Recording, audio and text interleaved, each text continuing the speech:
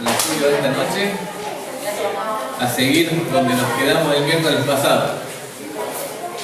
Pero antes vamos a tener una palabrita de oración. ¿Vamos? Padre Santo, te damos muchas gracias, Señor, nuevamente por poder congregarnos una vez más como iglesia para estar teniendo este tiempito de oración, de intercesión, de agradecimiento, pero también un tiempito con tu palabra, Señor, estudiándola y aprendiendo también a estudiarla, a comprenderla, a ser más eficientes en conocer para poder ser también más eficientes también en aplicar y en obedecer, Padre. Dejamos este tiempo en tus manos, agradecidos en nombre de Cristo Jesús. Amén.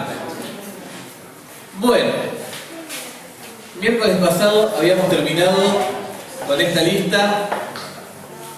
¿Quién faltó el miércoles pasado? Bueno, van a tener que buscar. En YouTube está en la clase y la pueden ver. No la vamos a explicar todo de nuevo.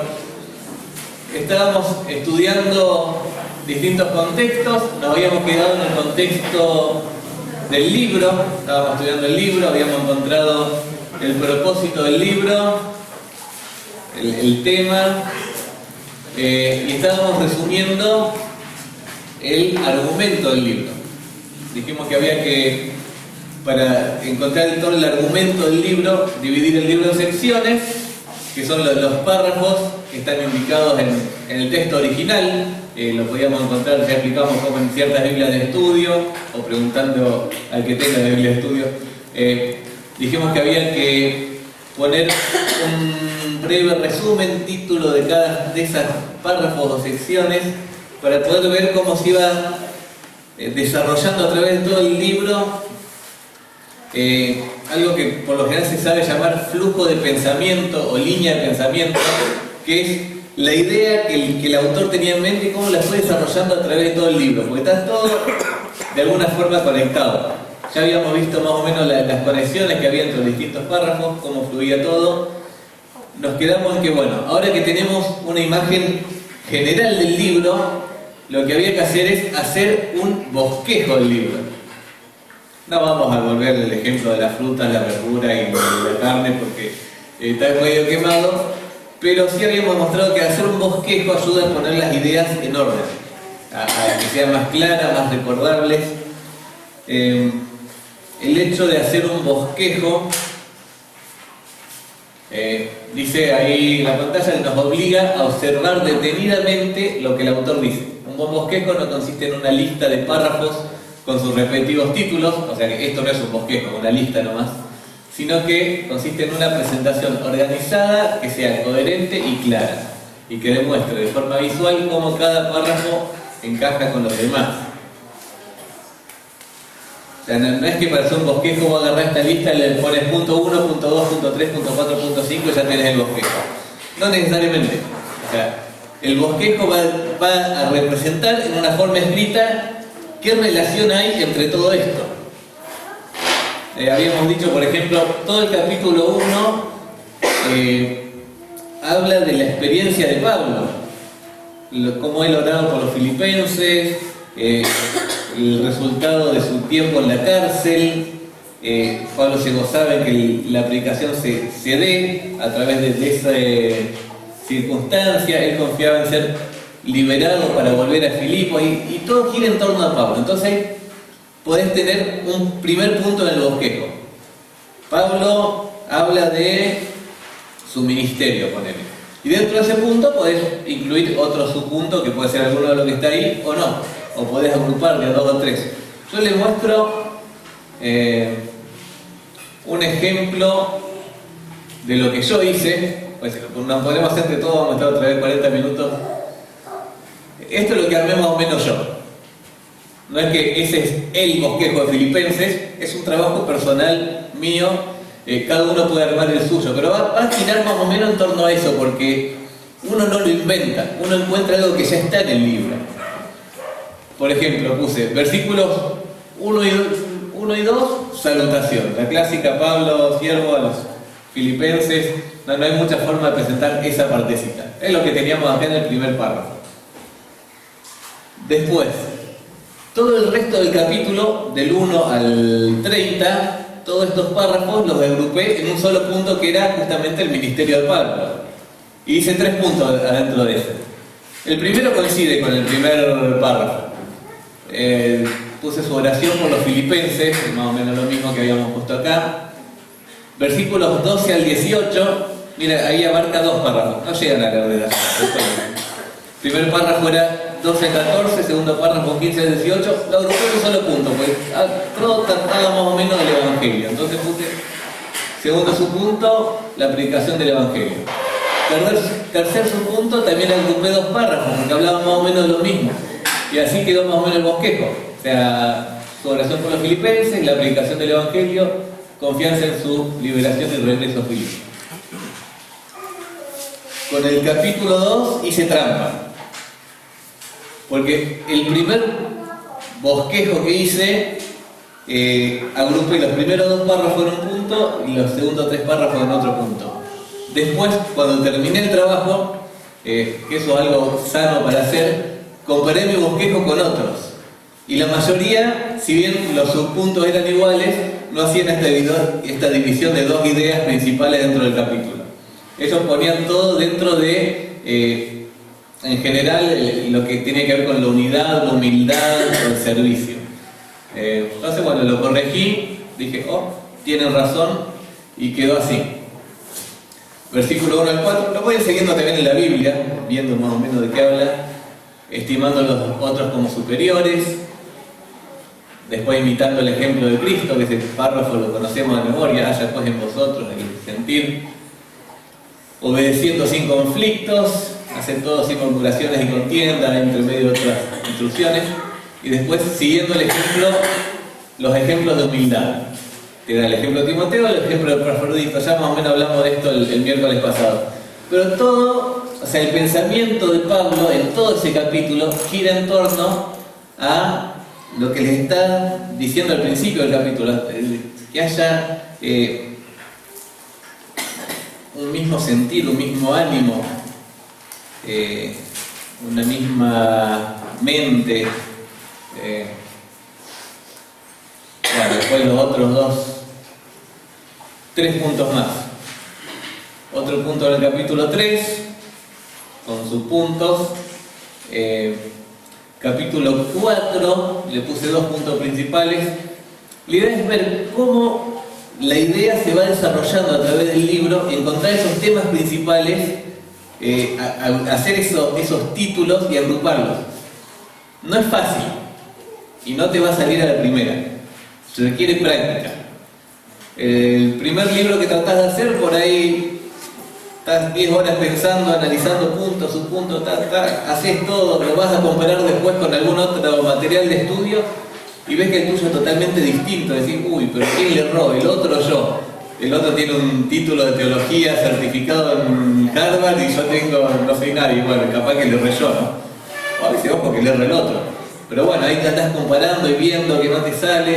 Pero con el tiempo, si lo vas haciendo y vas practicando, vas a ver que los bosquejos tuyos, cuando abras otros bosquejos, van a ser todos muy parecidos, porque todos ven lo mismo. O sea, la idea que fluye a través de todo el libro es una sola, no es que cada uno lo inventa cuando hace un bosquejo. Entonces, muchas veces se van a terminar pareciendo. Yo te animo a que juegues, entre comillas, un poco con esto y lo intentes. Es un sano trabajo y a la vez te obliga a meditar mucho en el texto.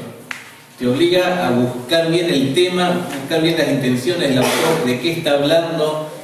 Vas a ver que no te alcanza con leerlo ni 1, ni 2, ni 3 veces. Vas a tener que pasar horas. Pero si lo haces te va a quedar el libro clarísimo. Paso 4, bueno, una vez que hiciste tu bosquejo, ahí tenés que consultar otros comentarios, introducciones en Biblias de estudio, o consultar otros bosquejos y compararlo. Te va a funcionar si primero hiciste el tuyo, porque tenés con qué comparar. Si no hiciste el tuyo primero, lo que vas a terminar haciendo es directamente aceptar lo que otro hizo.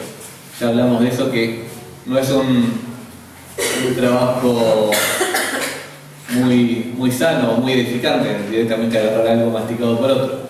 A ver, leo lo que puse ahí, dice: después de haber hecho nuestro propio estudio inductivo del texto, debemos consultar lo que el Espíritu Santo ha enseñado a otros creyentes, muchos de los cuales se han destacado por su entendimiento de las Escrituras.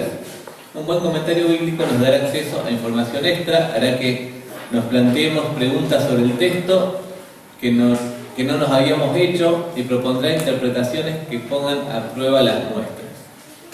O sea, cuando vos comparás otro material y no coincide con el tuyo, ahí entras a revisar a ver si yo me equivoqué o si el otro se equivocó, o simplemente son distintos puntos de vista y están los dos bien.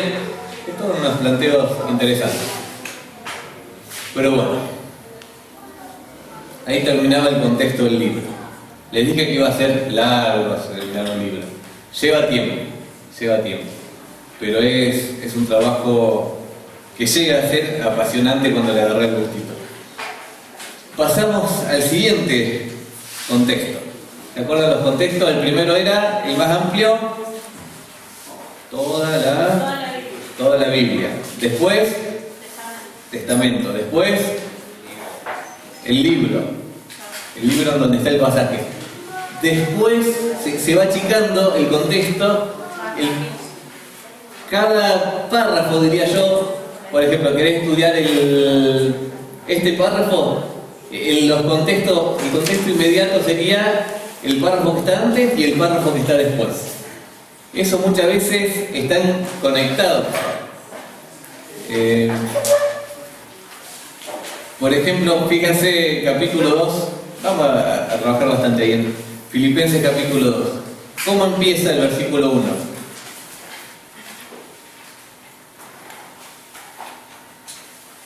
Filipenses 2.1. Primeras dos palabras. 2.1, hace 2.5. Por tanto, si hay alguna cosa. ¿Por qué empieza diciendo por tanto? ¿Qué te indica eso? Que ya viene hablando de algo. O sea, está conectado sí o sí a lo anterior. Entonces, los párrafos que tienen a los costados están conectados. Ahí es obvio, dice por tanto. A veces nos dice el por tanto y vos podés ver alguna relación lógica. O a veces sí cambió de tema y no tiene nada que ver. Pero tenés que estudiar, tenés que considerar que por ahí tiene algo que ver los párrafos del costado con lo que vos estás estudiando. Y el quinto, último contexto es el mismo párrafo. Por ejemplo, ahí ya dentro de capítulo 2. Si quiero hacer un estudio de versículo 1 al 4, que dice, por tanto, si hay alguna consolación en Cristo, si hay algún consuelo de amor, si hay alguna comunión en el Espíritu, si hay algún afecto entrañable, si hay alguna misericordia, completad mi gozo, sintiendo lo mismo, teniendo el mismo amor, unánime, sintiendo la misma cosa. Nada hagáis por contienda o por vanagloria, antes bien con humildad, estimando cada uno de los demás como superiores a él mismo, no mirando cada uno por lo suyo propio, sino cada cual también por lo de los otros. Material más que suficiente para hacer un devocional o predicarlo en una reunión de jóvenes o en una clase bíblica o en un domingo en el culto. Ahora, estos 4 versículos, el contexto más cercano que tienen es el resto del párrafo. Y el resto del párrafo termina recién en el versículo 11. Es el contexto al que más hay que prestar atención. Dice ahí está sacado del apunte esto: tanto el contexto inmediato como el que está dentro del mismo párrafo son fundamentales para la correcta interpretación de cualquier versículo. Debemos determinar cómo el pasaje se conecta con los versículos anteriores y avanza en la idea de lo que el autor bíblico está diciendo. Esto implica responder a preguntas como, 2 puntos. A ver, están todas juntas. ¿Cómo encaja este pasaje con la idea que el autor venía explicando? Por ejemplo, estamos en Filipenses 2, ¿lo tienen en sus Biblias? Ya la cerraron, no, abran de nuevo. Filipenses 2, 1. Parece que estamos estudiando del 1 al 4, ¿no? Lo que acabo de leer recién. ¿Cómo encaja estos 4 versículos con los últimos versículos del párrafo anterior? A ver, le vamos a dar 1 minuto, 2 minutos para que lo lean y alguien se anima a decir cómo encaja esta idea con lo que Pablo ya venía diciendo. Porque si dice por tanto, hay que entender qué por tanto.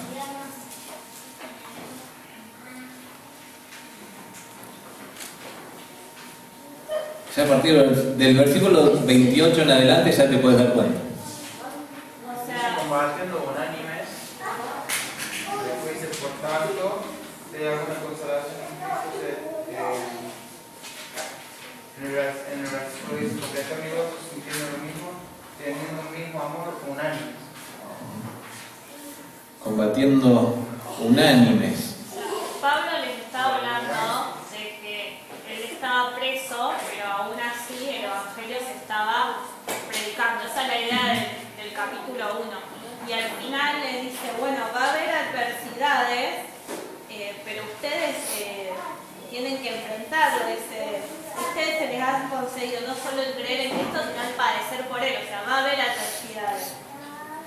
Y les dice, pues sostienen la misma lucha, estoy leyendo la NB, dice, pues sostienen la misma lucha que antes me vieron sostener, que ahora saben que sigo sosteniendo. O sea, están combatiendo por el Evangelio. Entonces, después viene la idea de esto de, ¿cómo combatís por el Evangelio? En unidad. O sea, necesitas tener un mismo sentir para poder combatir por el Evangelio. Si cada uno está peleando por su lado, el enemigo, el adversario, nos va a derrotar. Entonces, la idea de unidad viene a razón de decir, bueno, tenemos que combatir por el Evangelio, por la predicación. Viene por ahí, sí. O sea, lo que decía Claudio, lo que dijo Ivana, o sea, versículo 27 termina diciendo, convirtiendo unánimes por la fe del Evangelio. O sea, tenían que combatir. Ahora, cuando hay combate, hay conflictos. O sea, y estaban viviendo un conflicto por su fe. Bueno, ya... No digo que hay una idea también ahí del 27 que dice que se comporten como es digno del Evangelio. También va unido al resto, que dice que sea del mismo ser. Ese es un buen ejemplo de, o sea, le dice que se comporte como es digno, después le da instrucciones de qué es lo que tiene que hacer, así que uno asume que sí, un comportamiento digno del Evangelio es ser de un mismo sentir, bueno, todo lo que dice. O sea, evidentemente si había un conflicto, dice que habéis visto en mí y ahora oís que en mí, o sea, ellos también iban a tener este conflicto. El conflicto es conflictos externos, pues bueno, Pablo ya le explicó, o sea, él se gozaba que el Evangelio era predicado, pero algunos predicaban bien, algunos predicaban por contienda, o sea, había un conflicto en el ministerio. Después más adelante, 28, dice, nada intimidados por los que se oponen, o sea, había gente que se estaba oponiendo efectivamente contra el Evangelio. O sea, no sabemos de qué tipo de violencia ejercían contra la iglesia para que no se predicaba, pero había una oposición real, externa. Había oposición o conflicto, más que oposición, conflictos internos también. O sea, tenemos las dos hermanas que todos conocemos, Evodia y Cíntica, que estaban separadas y peleadas y les quiere decir que sean del mismo sentir. Había conflictos externos, internos en la iglesia. Ante esos conflictos, él los va a animar diciendo, bueno, si hay alguna consolación para todo esto, si algún consuelo de amor, si alguna comunión en el Espíritu, si algún afecto entrañable, alguna misericordia, y ahora le va a dar la instrucción. Entonces, ¿de qué forma se encaja este pasaje con lo que, la primera pregunta, con lo que venía explicando? Bueno, ahí podemos ver, o sea, le está dando la clave para la consolación ante este conflicto. Si va a haber alguna consolación, alguna comunión, algún afecto, algún amor, va a ser de esta forma. ¿De qué forma? Bueno, sintiendo lo mismo, teniendo el mismo amor, unánimes, sintiendo la misma cosa.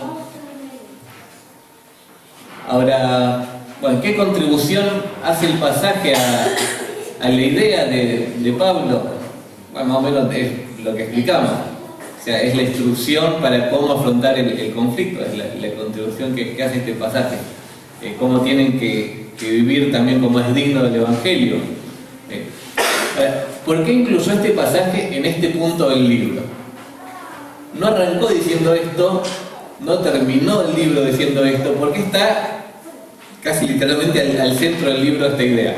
¿Qué les parece? ¿Algún propósito habrá tenido?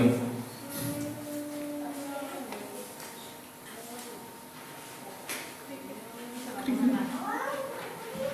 sea, yo pienso que los filipenses sabían muy bien en qué situaciones estaban pasando como iglesia internamente, porque, bueno, los versículos que vos dijiste, los 4 anteriores al 2.1, hablan más de la problemática interna. Entonces yo pienso que está ubicado ahí porque le dicen, o sea, ustedes son la iglesia y hay tales problemas, primero les presentó los problemas y después le dijo, ustedes son la iglesia y como iglesia tienen esto y tienen que ser así de esta forma. Como que no sé si le recordó, pero le replanteó esto de que son iglesias. Es como recordarles que por más que haya problemas, todo, ellos tendrían que seguir mostrándose o ubicándose en el puesto de rol que son iglesias. Sí, o sea, habla primero de la iglesia, del conflicto, después inmediatamente te da, creo que el pasaje que más aborda este tema de la unidad dentro de toda la carta. O sea, no lo puse al principio de todo porque obviamente, y el formato estándar de las epístolas, que primero vaya todo el saludo, las oraciones, o sea, es un formato bastante estándar. Primero los saluda, les desea éxito y prosperidad, ponerlo, o sea, le ora por ellos por cosas buenas, y siempre, casi todas las cartas tienen esto. Después de eso, inmediatamente yo creo que va al hueso con lo que quiere lograr. Pues todo lo que dice Filipenses después se apoya en este concepto, en ser una iglesia unida, en tener el mismo sentir. Los ejemplos que da, el ejemplo de Pablo, de Timoteo, de Epafrodito, su mismo ejemplo de cómo él desechó todo lo que era para ganar el objetivo de Dios. Creo que todo el resto se va a construir sobre este concepto. Y sobre el ejemplo supremo que está en el mismo pasaje, el ejemplo de Cristo. ¿Cuál es el propósito principal del pasaje en su contexto original? O sea, pensemos no en el propósito para esta iglesia, sino para esa iglesia, en su contexto.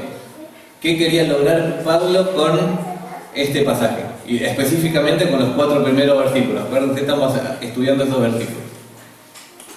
Escribió esto para lograr puntualmente estímulo a la unidad.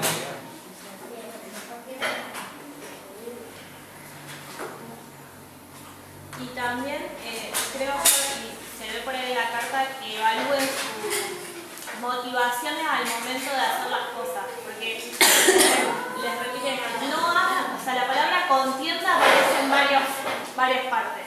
Lo mismo que decíamos de la posición, ¿no es cierto?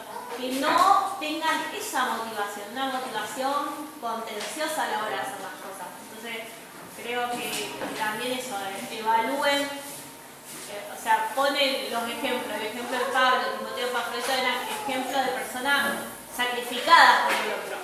Entonces, en contraste con eso, el tema de la contienda, me parece que evaluar por qué estoy haciendo las cosas, o sea, por qué ellos hacen las cosas, no porque yo hago. Ahí, bueno, si uno pudiera juzgar las intenciones a veces de Pablo, cuando está hablando de Timoteo, en el medio tira una puntita así, dice: espero el Señor Jesús enviaros pronto a Timoteo para que yo también esté de buen ánimo al saber de vuestro estado, pues a ninguno tengo el mismo ánimo y que tan sinceramente se interese por vosotros. Fíjate el versículo 21, porque todos buscan lo suyo propio, no lo que es de Cristo Jesús. O sea, es justo lo opuesto a lo que le está diciendo que hagan en el capítulo 2, de todos buscan lo suyo propio.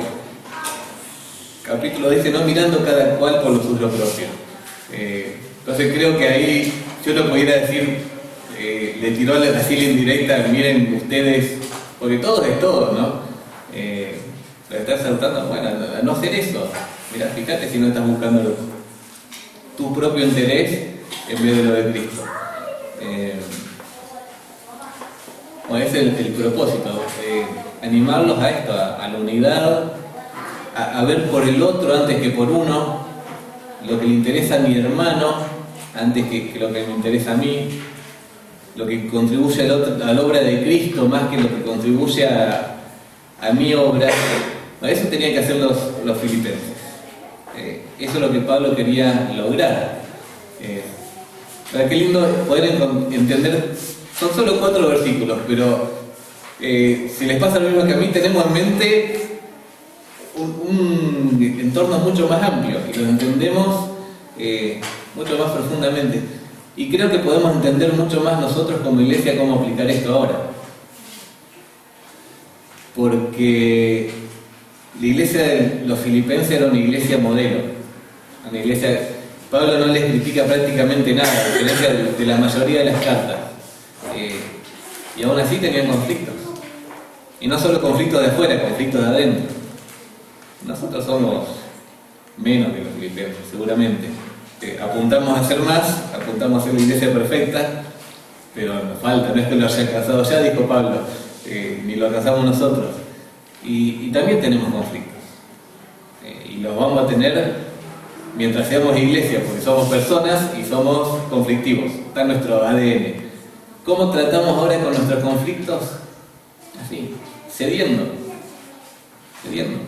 No mirando por mis intereses, no mirando por lo que yo quiero hacer, por lo que yo pienso que está bien y lo que se tendría que hacer y cómo se tendría que... Ya estoy viendo ya cuando estamos hablando de poner o no poner aire acondicionado. Poner que ponemos aire acondicionado. Ya me imagino la función. Tiene que estar a 18, no, tiene que estar a 22, no, pero a mí me gusta 27 porque si no hace mucho frío. Y somos conflictivos, porque no le vamos a pegar ni siquiera eso al grado justo que a todos estemos de acuerdo. Si pregunto reunión a la mañana o a la tarde, va a ser mitad y mitad, ¿no? Mitad a la mañana y mitad tarde. Somos personas, tenemos gustos distintos, preferencias distintas. Pero tenemos que ser unos, tenemos que ser unidos, tenemos que ser, no pensar igual como la mente colectiva, porque los gustos son gustos y los vamos a seguir teniendo y van a ser distintos. Pero sigamos una misma regla, sintamos una misma cosa, dice Pablo. Seamos de un mismo sentir, en el ministerio, en el trabajo, en todo lo que hagamos como iglesia. No podemos ser una iglesia dividida, porque es la única forma de solucionar conflictos, cediendo, agachando la cabeza, diciendo, bueno, yo lo quiero hacer así, pero si mi hermano lo quiere hacer de otra forma y no le hace una diferencia fundamental, lo hagamos como quiere él. ¿Cuánto peleamos por lo que mi hermano quiere y cuánto peleamos por lo que yo quiero? Siempre peleamos por lo que... Me incluyo, primero, reuniones de ancianos, 4 puntos, o sea, 4 personas, 4 puntos de vista distintos, cada uno defiende el suyo. ¿O no, Daniel? Y ahí gana el que más defiende su punto. Bueno, no debería ser así. No debería ser así. Reconozco mi... ¿Qué, Dani? Está botando risas fuera. Pensando en sus propios pecados se ríe, mira. Bueno. No, pero ¿cómo que gana el que defiende más puntos? Humanamente hablando. ¿De qué cansa? Humanamente hablando. Bueno, tenemos que aprender a ser distintos. Mansos, no gansos. No. Y sobre todo tenemos el ejemplo de Cristo. O sea, pensemos en el mismo pasaje.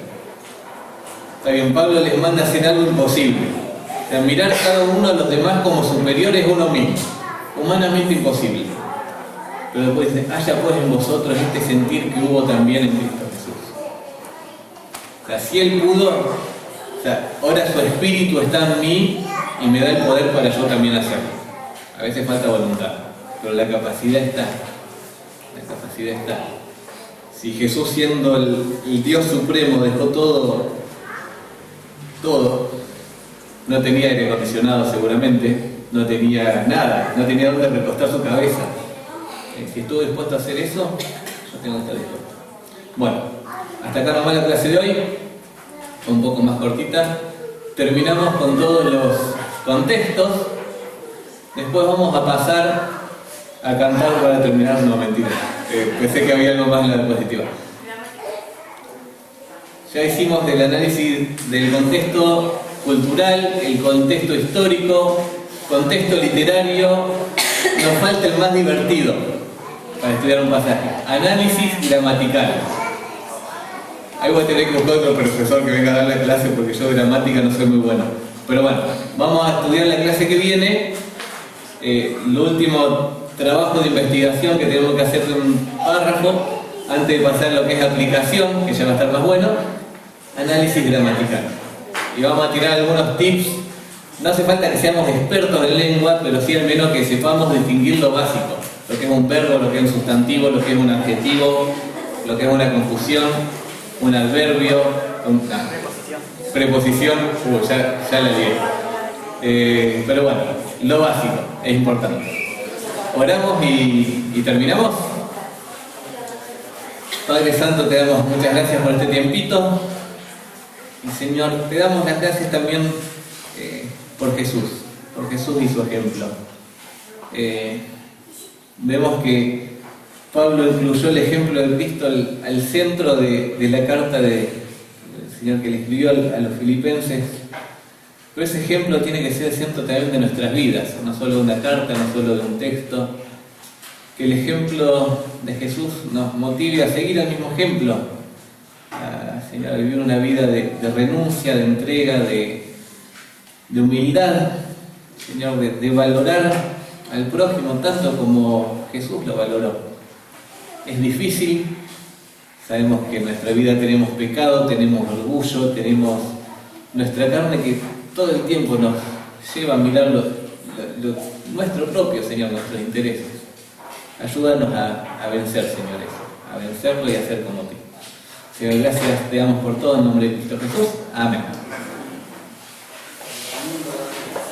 Anuncio importante.